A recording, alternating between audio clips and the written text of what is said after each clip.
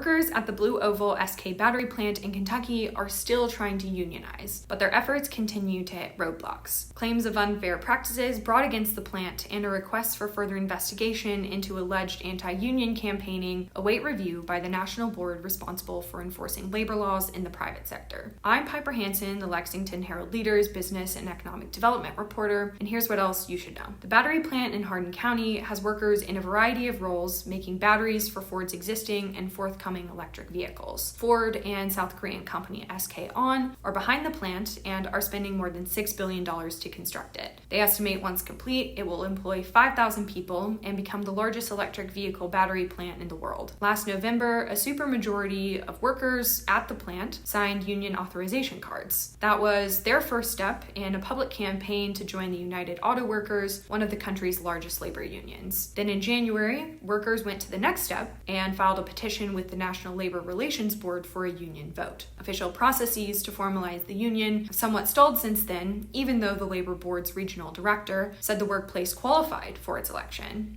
At the start of July, the UAW asked the Labor Board to investigate, since workers say their employer has initiated anti-union practices that interfere with scheduling the election and keeping it fair. Workers claim the company has bought anti-union ads that run on social media and on local TV, have distributed anti-union merchandise to new hires, and brought in consultants to expose the entire staff to what they say are anti-union sentiments. That recent call for an investigation is in addition to 6 open cases of unfair labor practices filed with the Labor Board against the battery plant between last November and this July. Allegations include interrogation, coercive actions and coercive statements, threats, surveillance, and employee firings. The plant's employees said they're calling for a union to protect their ability to speak up and make working conditions safer. Earlier this year, whistleblowers called attention to faulty safety equipment used at the plant, exposure to toxic chemicals, and on-the-job injuries. A BlueOval communications manager told me the call for an investigation is designed to stall the process, but workers continue to say that while they've already waited a long time to have their election, they're committed to it being a fair one. You can read more of this story over at Kentucky.com. Thanks for watching.